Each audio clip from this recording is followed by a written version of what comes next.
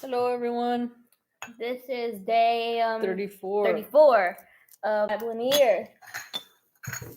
And we are going to be doing Exodus 17 to 17 and 18 and Mark 16. Yeah, it's full chapters this time. It's not like parts of the thing. No Psalms today. Oh, there's a hair. Let me go get this hair out. It's no good. There we go. This honey is weird. Well, when the honey sits there for a while, it gets more solid instead of more liquidy, Mm-hmm. but it's still good. Yeah.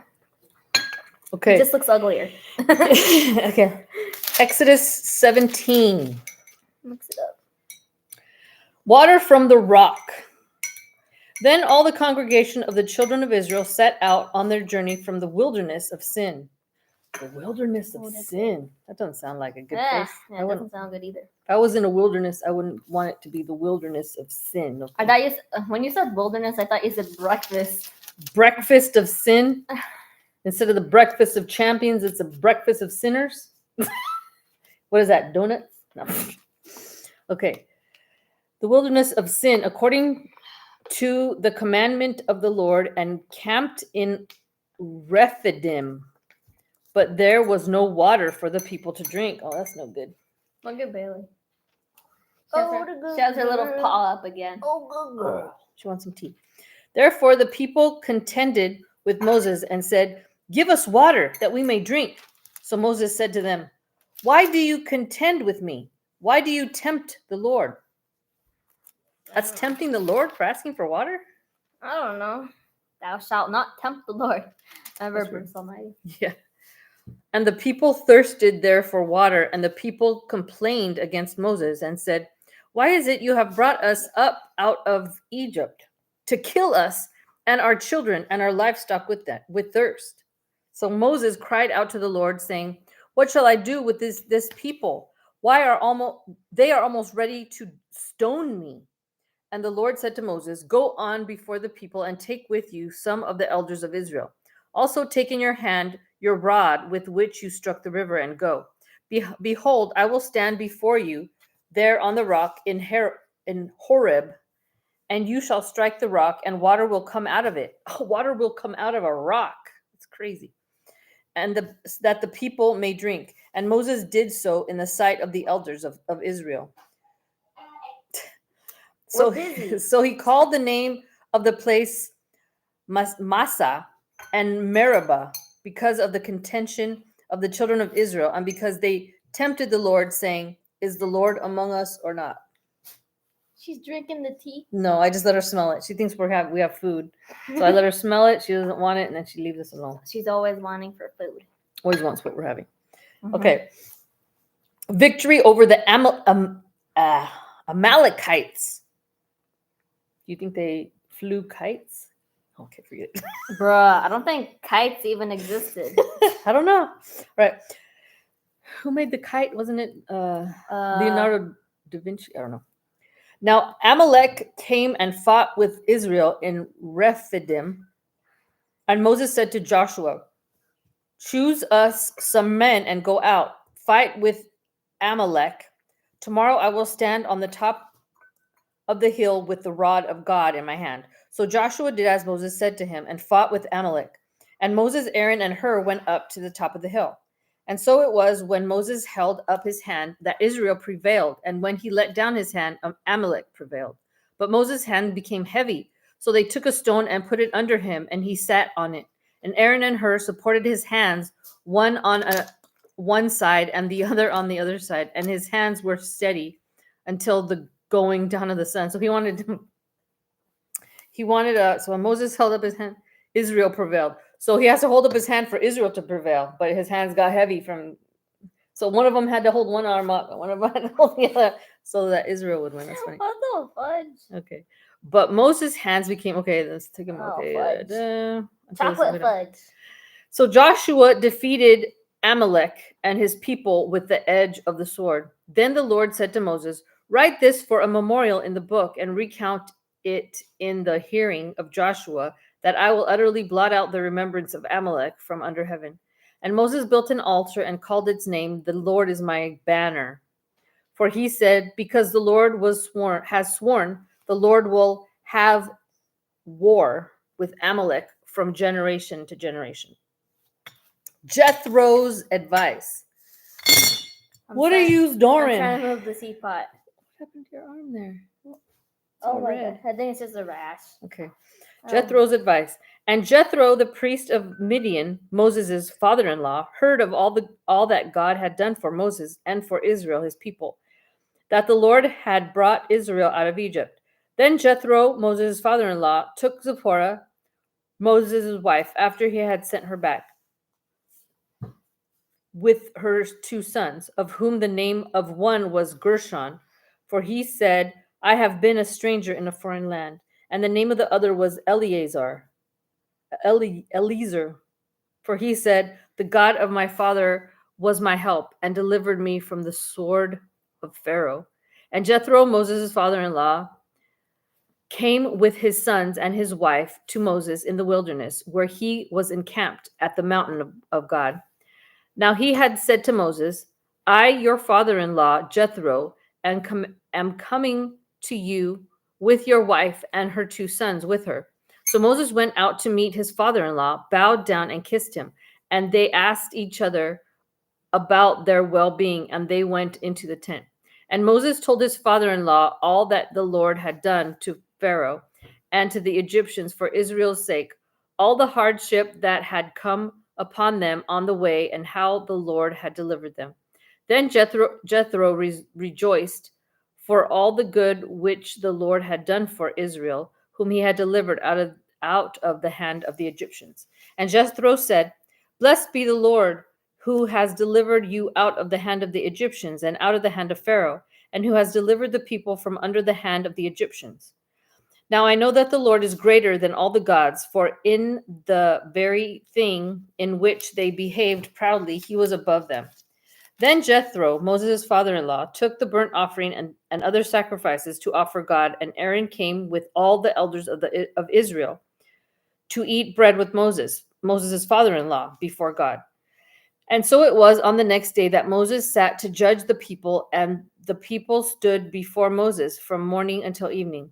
So when Moses' father-in-law saw all that he did for the people, he said, What is this thing that you are doing for the people? Why do you alone sit, and all the people stand before you from morning until evening? And Moses said to his father-in-law, Because the people come to me to inquire of God. When they have a difficulty, they come to me, and I judge between one and another, and I make known the statutes of God and his laws. So Moses' father-in-law said to him, The thing that you do is not good. Both you and these people who are with you will surely wear yourselves out. For this thing is too much for you. You are not able to perform it by yourself. Listen now to my voice. I will give you counsel, and God will be with you. Stand before God for the people, so that you may bring the difficulties to God. And you shall teach them the statutes and the laws, and show them the way in which they must walk, and the work they must do. Moreover, you shall select from all the people able men such as fear God. Moreover, you shall select from all the people able men, such as fear God. Okay. Men of truth, hating covetousness, and place such over them to be rulers of thousands, rulers of hundreds, rulers of 50s, and rulers of 10s, and let them judge the people at all times. Then it will be that very great matter they shall bring to you.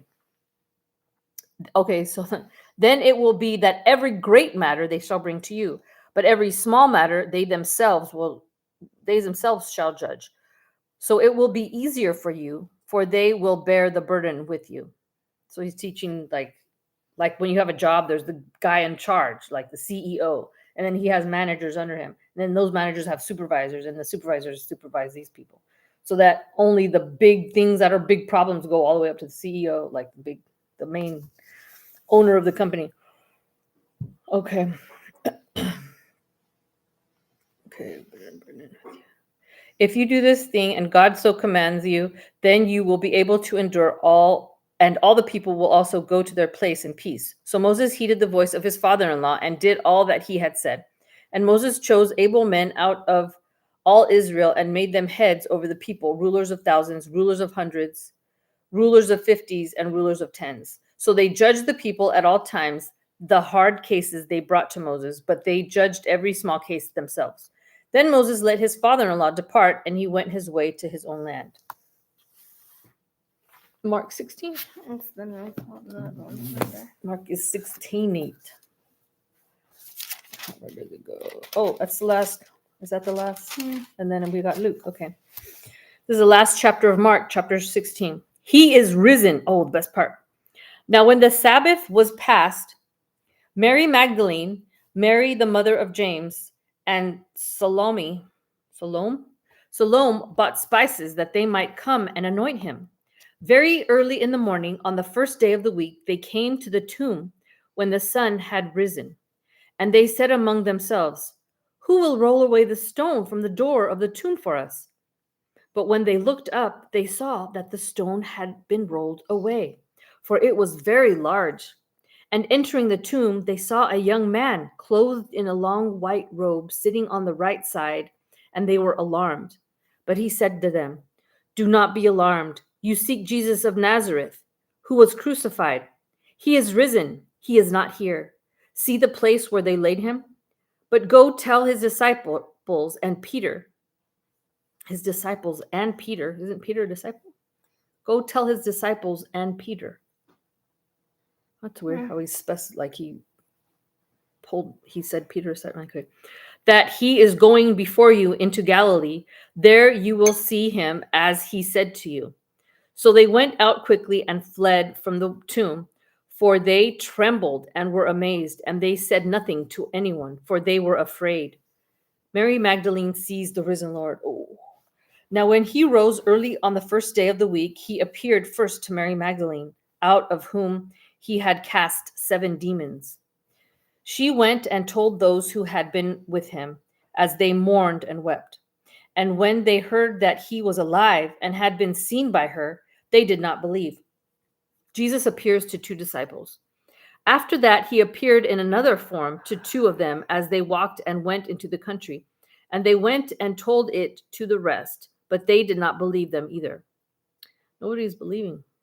The Great Commission. See, this is our job. The Great Commission on earth. Your job, my job, all Christians. Later, he appeared to the 11 as they sat at the table. And he rebuked their unbelief and hardness of heart, because they did not believe those who had seen him after he had risen. And he said to them, "Go into all the world and preach the gospel to every creature. He who believes and is baptized will be saved, but he who does not believe will be condemned. And these signs will follow those who believe. In my name they will cast out demons. They will speak with new tongues. They will take up serpents, and if they drink anything deadly, it will by no means hurt them. They will lay hands on the sick, and they will recover." Christ ascends to God's right hand. Oh, he goes up into the clouds. So then, after the Lord had spoken to them, he was received up into heaven and sat down at the right hand of God. And they went out and preached everywhere, the Lord working with them and confirming the word through the accompanying signs. Amen. Yeah. So it's like a prayer. It's like the whole chapter, because it says amen at the end. My back. Si tienes sueño. What? Si tienes sueño. What does that mean? That you're tired. I forgot what the word. I remember. Okay, I'll talk about it later. Well, Okay. That's it, guys. We'll see you tomorrow for day 35. Have a good night, everyone. Bye. Bye.